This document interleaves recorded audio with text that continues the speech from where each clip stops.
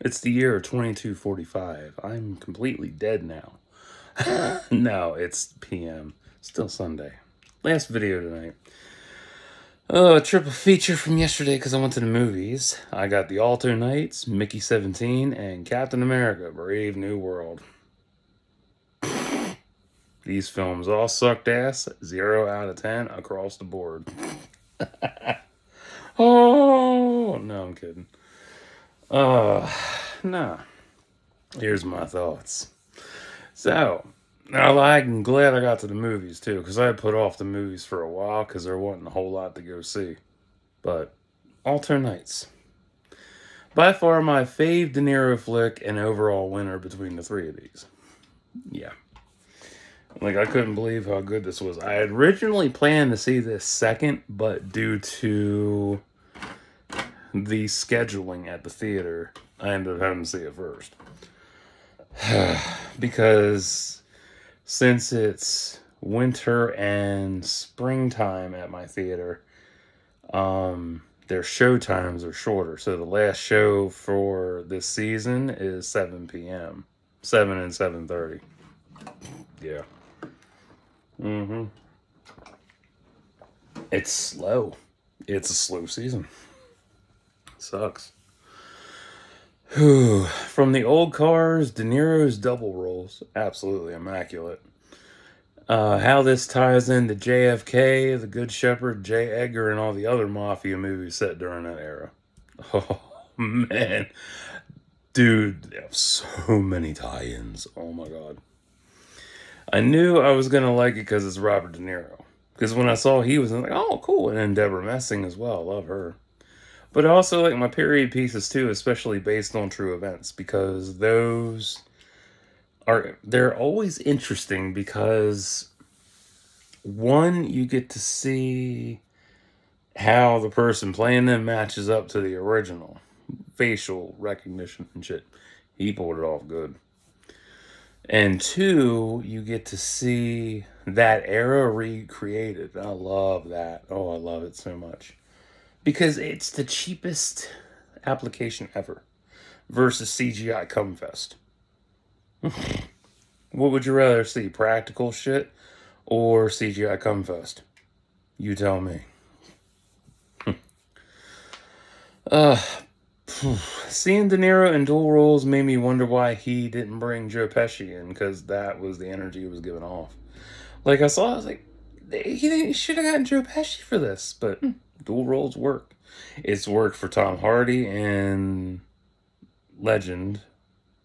I think that's what it was called. I think. um, it worked for Robert Pattinson and Mickey 17. It's worked for um who else did dual roles? I can't remember. And I'm not counting twins because that's cheating. But there were a couple others with dual roles that played out really well. I mean, you could even argue Fight Club is dual role.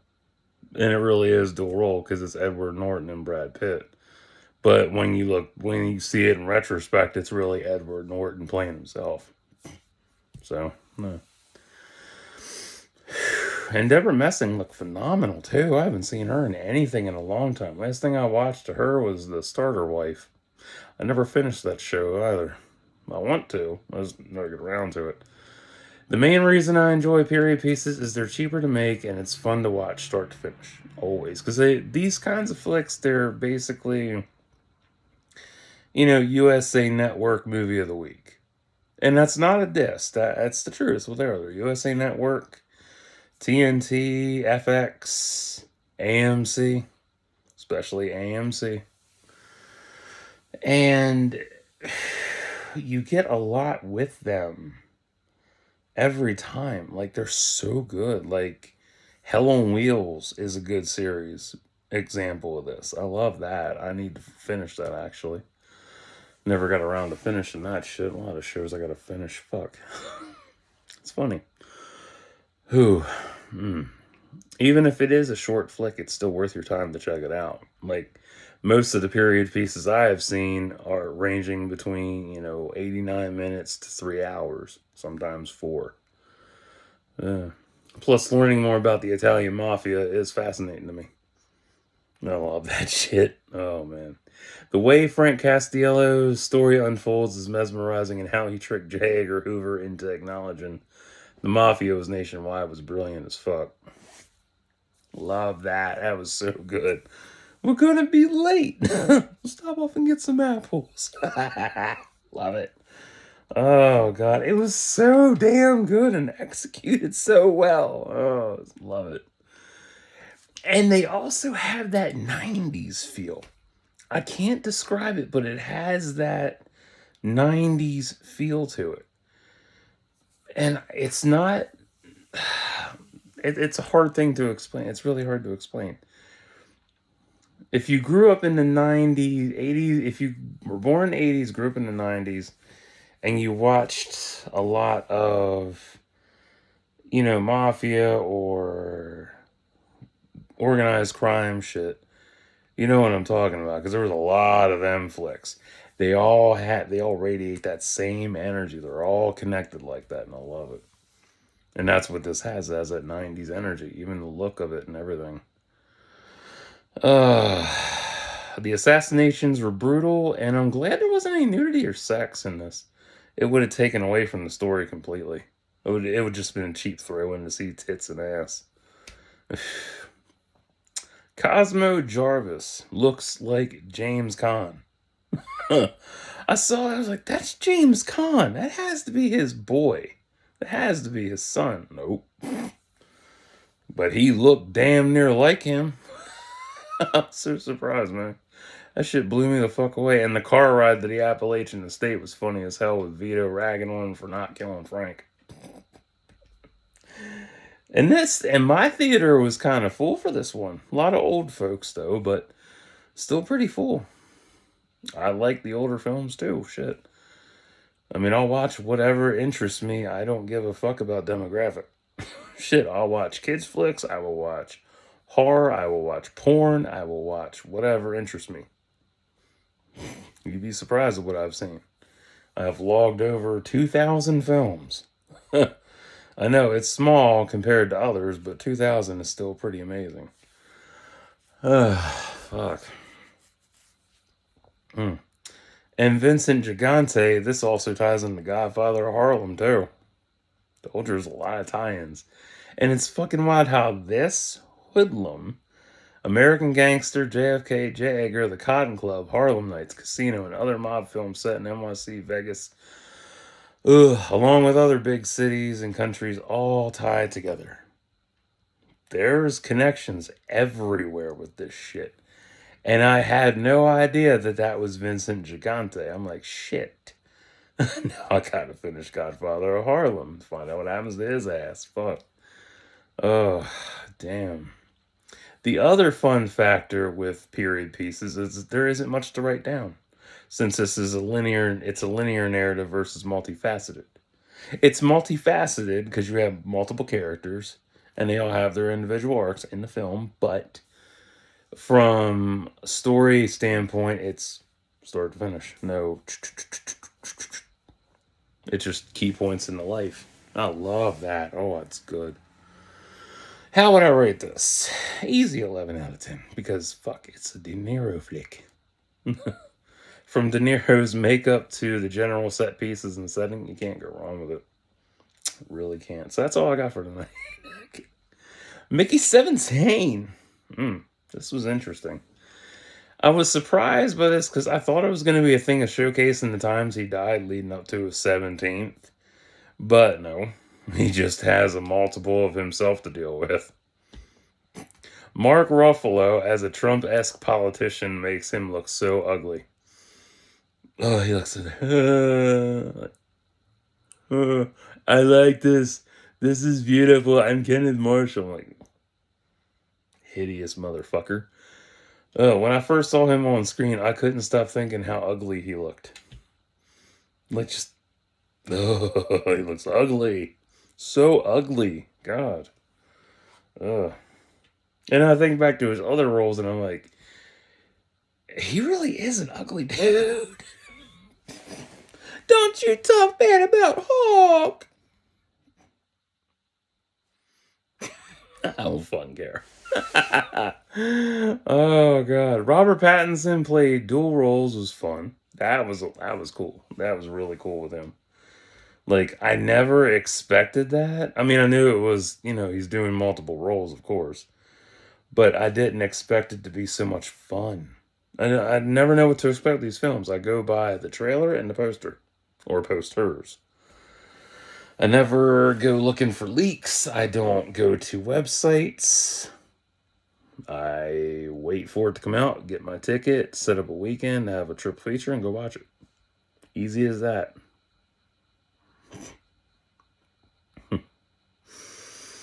Oh, man. Creeper aliens were good in design and intriguing. Nasha is definitely MVP in this for sure. Oh, yeah. Her monologue to Kenneth, beautiful. Mickey Barnes signed up to be an expendable test subject that dies multiple times to get results while being reprinted each time. And the times he was reprinted and they forgot the table beneath him, that was funny. And I also think the reason the machine kept jerking was because of his dick. Just a little inside joke and shit with the printer. But I did like the idea of, being able to be reprinted after each death and had everything downloaded back into your brain again with a brick. That's impressive shit. It's really nice. Um, the history of the expendable program was damn good. Like this felt like a great. Uh, I want to say neo noir, but more neo. Uh, what the hell is the word I want? Blade Runner. Neo replicant type film. Yeah, movie's great. I had a good time. I enjoyed it. Seeing Tony Collette again was nice, and Kenneth Marshall was more of a combo of Trump Musk. Now that I think about it, yeah, failed politician takes people to fucking Niflheim. Okay, retard. So we're gonna go to space because I failed in the politics. I hate it. It's so bad. Oh, it's so bad. Oh, it's funny. But Tony Collette, though, she is so underrated. Absolutely. You want to see her in her prime? Go watch United States of Terror and come back to me about that. That's some good shit. I watched it when it first came out and I was like, man, this is good shit. It's funny. It's still relevant. It has aged greatly. Um, and it's one of her career defining roles. I love it. Oh, it's so good. It's so good. So damn good. The plot itself, while based on the book, yeah, I know it's based on the book, I found out in the credits, is also a callback to an episode of Star Trek Voyager when Doc wrote Photons Be Free, in a sense. Mickey being human, and it connected to that because I was thinking, yeah, I remember when all those EMHs were in the asteroid field mining and all those copies of him. I'm like, just like Mickey 17. And Doc being such a complex character in himself, like, wow. Uh, Mickey being a human test subject. Ugh, I'm sleepy. Oh, test dummy, my bad. Is really jarring when you take into account how many times he died just to make things work. Like, crazy. It's funny when Kai suggests sharing 17 and 18 plus Nasha wanting a three-way with both of them beforehand. I thought it was going to devolve into some sex shit. And I'm like, it's kind of boring. But it didn't really devolve that far. It's a fascinating movie that shouldn't go unnoticed or overlooked. It really shouldn't. Like, you should check this out. It's that damn good.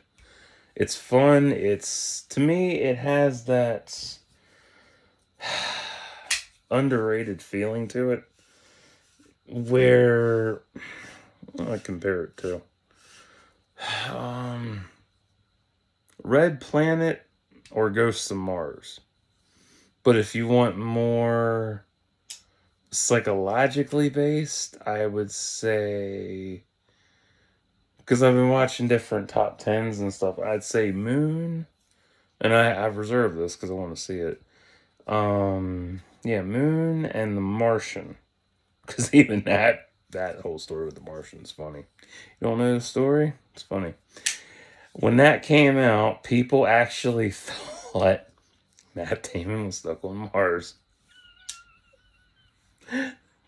I'm not kidding. Go look it up. I am not fucking kidding you.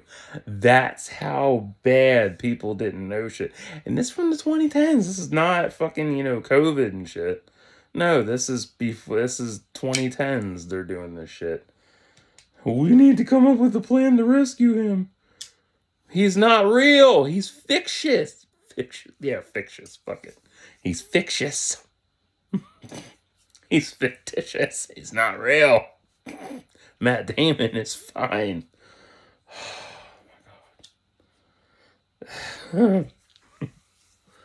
This is why you need to go touch grass sometimes so you can come out of fucking fantasy land for a while and check out reality.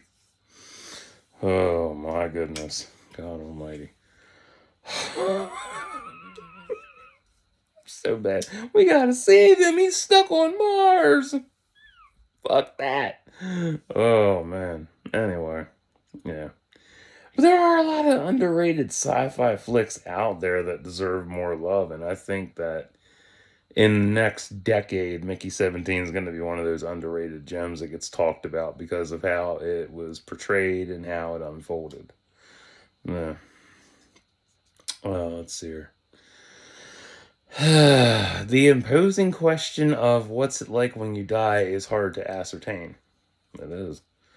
Especially on a psychological level, too. I mean, I've died twice, and I don't know, it's rough. That's all I can say. I can't really describe it. It's good that human printing was destroyed, too. Oh, yeah. Crazy shit. While it's a smart application from a labor perspective, it's dangerous from the ethical standpoint. Yeah. It's like, hey, I can make multiples of myself to do more labor, but from an ethical standpoint, it's kind of bad. And it also affects the environment, too. You know, even if you're throwing everything into the incinerator, it's like, you're still fucking it up. How would I rate this? 8.2 out of 10. It was so good and just very creatively funny and equal parts harrowing. And you also have the isolationist perspective on this too, because they're stuck on a spaceship and the only exploration that's done is through Mickey. Yeah, scary shit. And it's also set on a winter planet, so there's even more depression. It's like it's cold out. It's also like Edge of Tomorrow, but less humorous. Yeah. There's a good Walking Dead Easter egg when Timo is almost killed. Yeah, Steven Yeun's in this too. Mickey's got the hot poker pointing at his head, same place Negan bashed Glenn's head in with Lucille. Fun.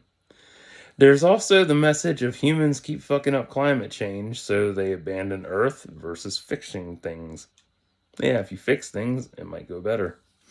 It's a cliche rinse and repeat process that will ruin any planet we decide to terraform and colonize in the far future. Like, damn.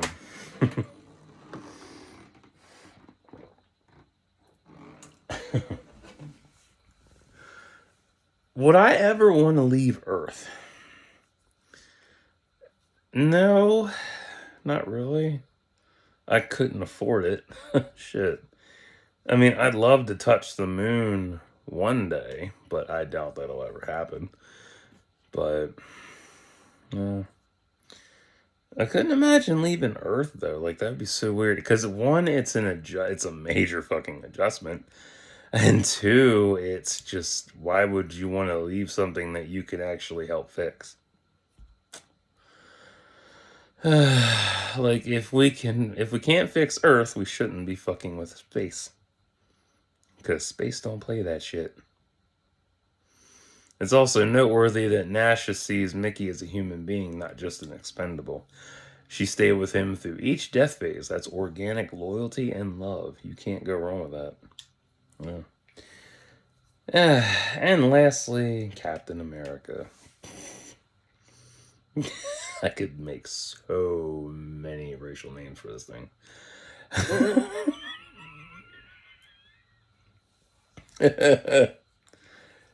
Oh, God.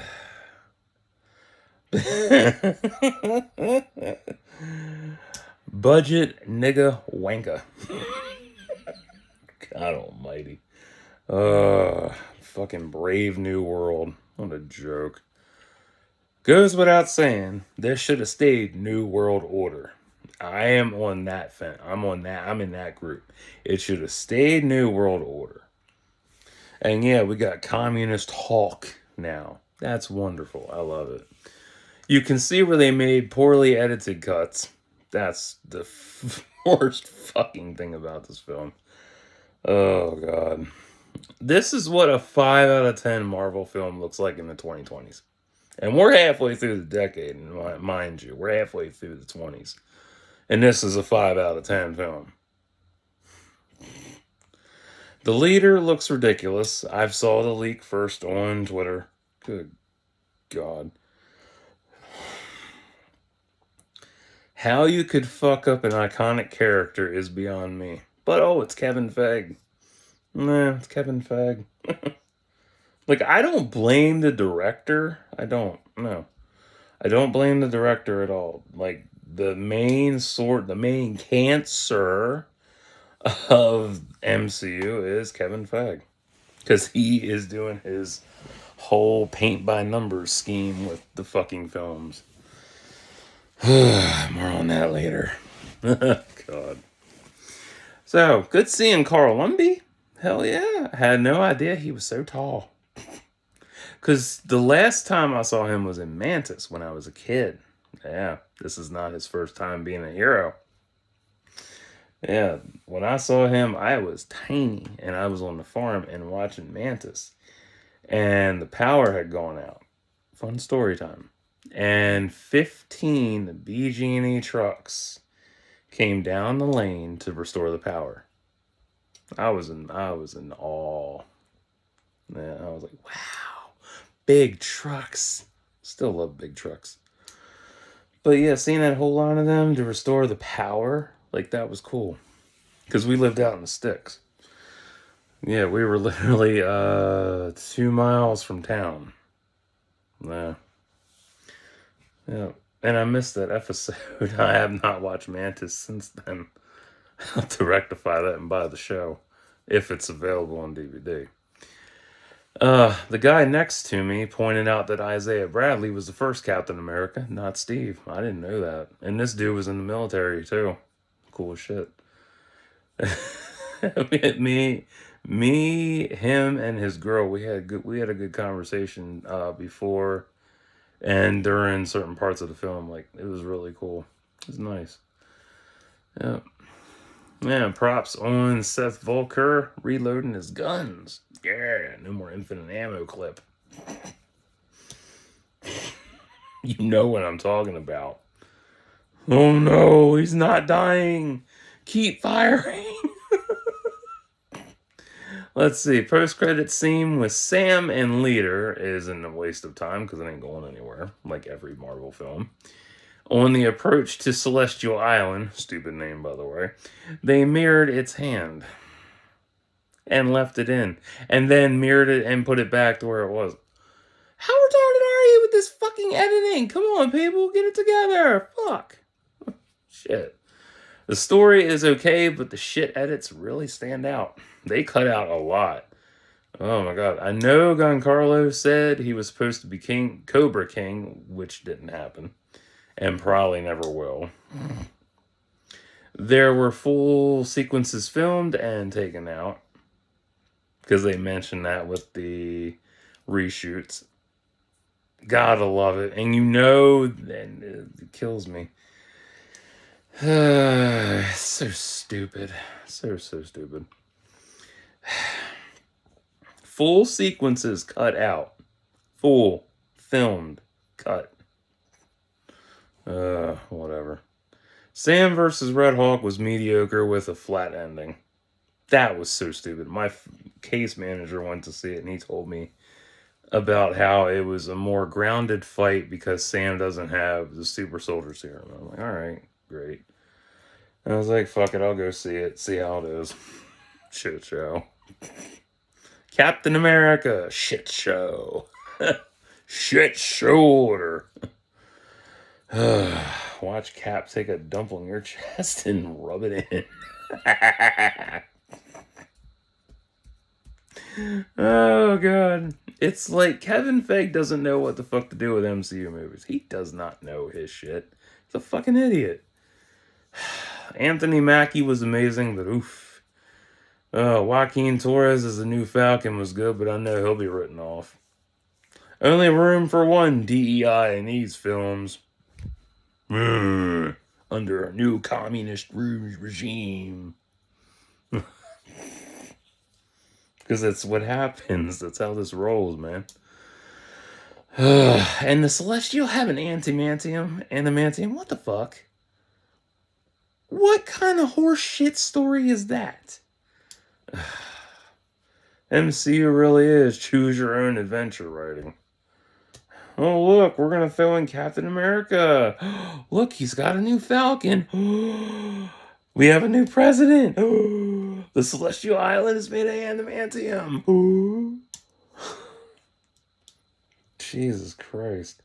Turn the page to find out how much of a fuck up it's going to be down the road with a plot hole. Guaranteed. I'm not kidding. I guarantee you, 5 years from now, 2030, there's going to be somebody complaining on Twitter, if it's still around, that there's a giant plot hole that started in Brave New World and it's continuing in 2030 in the new film. Guaranteed. God. Let's see here. Isaiah was my favorite, to be honest, out of this whole shit show. Originally, I wasn't going to watch it, but I figured I might as well. Like, Isaiah was the best standout in this. Like, he really just did everything right. So good. Shit. It does unfold like a comic, but just lazy, though. Like, lazy unfolding. Like, ugh. It's like, it's like going to a strip club and girls on the pole, she ain't even dance. She's like, there it is, look. And it's like, can't you dance? Should I give you a penny or $1?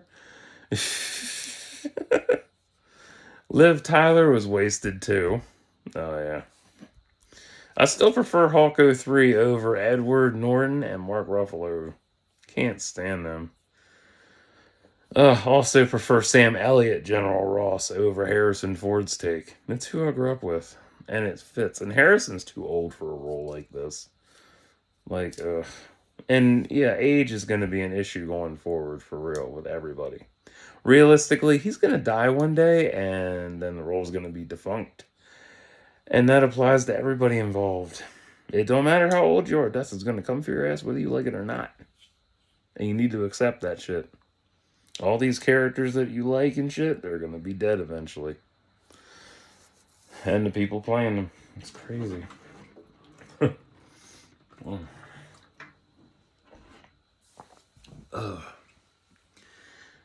But yeah,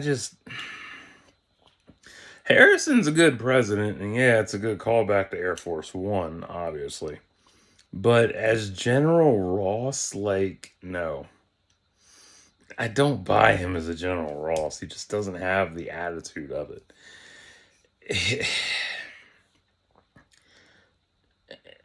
It's hard to really, see him in that role. And I guarantee you the art book's gonna even have other shit in it that doesn't make sense, but it probably has the entire story in it. And everyone's like, oh, why didn't we get this? We was robbed. That's the face they make. We was robbed. Every time. Every time a CBN comes out that has shit cut out, we was robbed. It's funny. The other glaring detail is that Isaiah is a one-off deal. Oh yeah, definitely a one-off deal. God. And yeah, again, Carl Lumbly is old. I understand that. It would have been cool to see him do something more than just, be there. But oh well. I will say Watch Mojo is right about this being a bait and switch Hulk film. Yeah. I'll say this film didn't fail because Cap is black. That's just poor racist laziness. Yeah. Nah, it stems from watering down everything for the sake of kids. You water down complexity, you get a shit presentation. That's why it has a current rating of 4.8 or 48%. Fun stuff. I don't go by websites, but I need to see what was I looking for? Poster and yeah, I was looking for the poster and I saw what it was rated and I'm like, I'm not surprised. I'm just not surprised. You want mature CBM material? Go watch Invincible. And older CBMs between 80s and 2000s. No. Is Leader intimidating? Appearance wise? Fuck no. Shit no. You want to go pop them zits, don't you? God. I was going to call him the zit head. Oh no, the zit head's here. Ah! Don't let him pop his zits. I'll pop my zits and you'll die.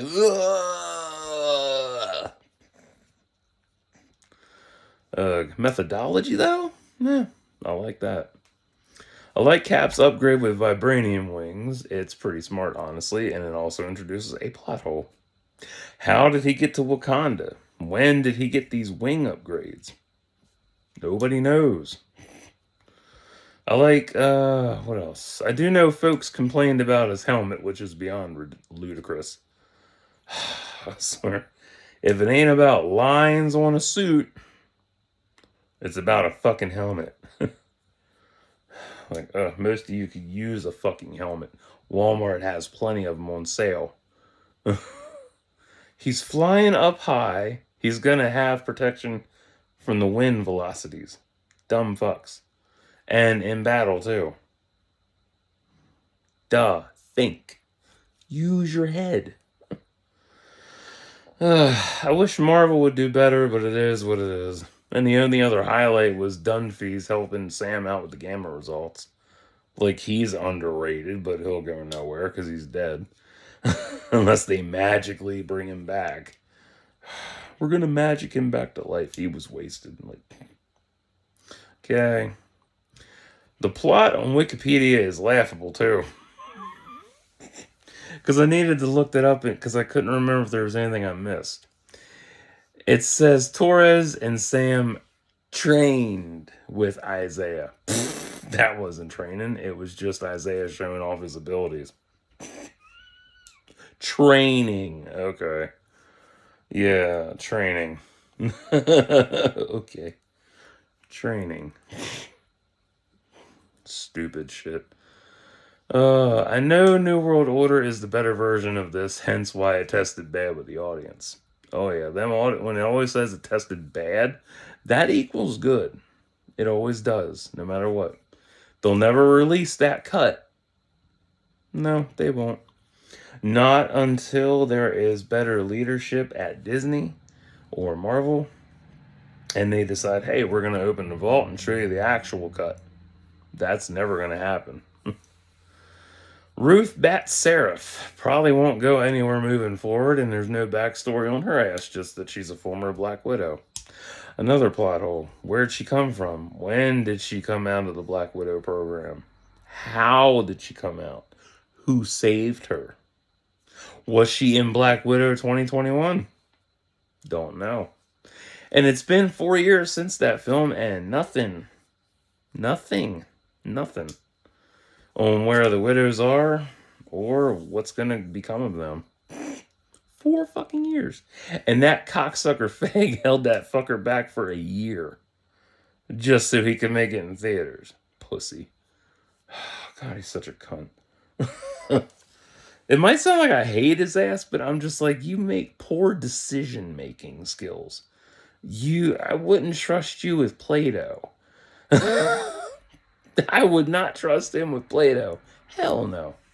We're gonna put it together and you can share it. Fuck you. It's mine. Get off. Cut your ass.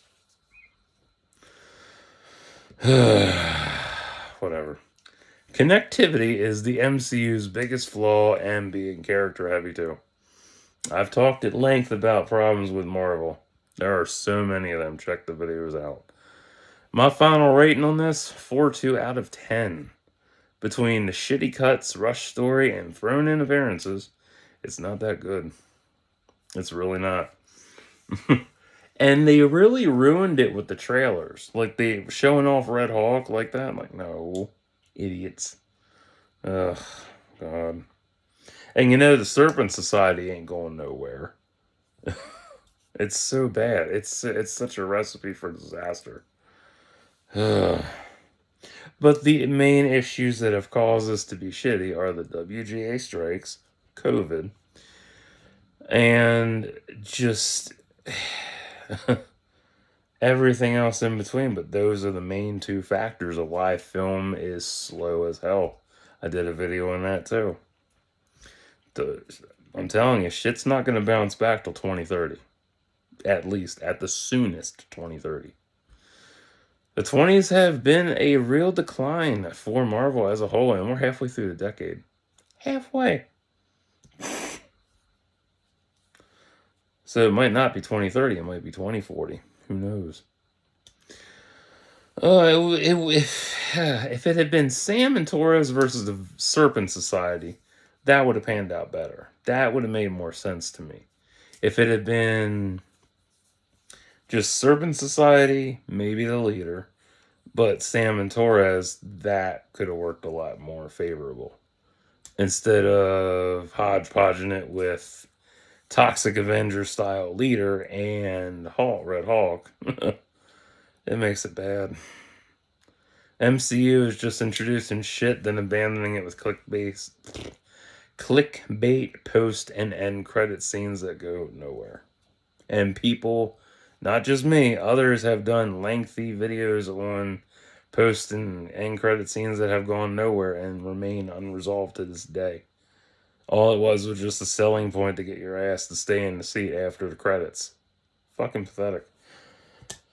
But yeah, after this, I'm not doing that no more. Fuck it. I'll wait till I get home and bootleg it. No. To be honest, I feel that the creators should be co-directing with the chosen director so it at least has the authenticity of what the creator wants. Yeah.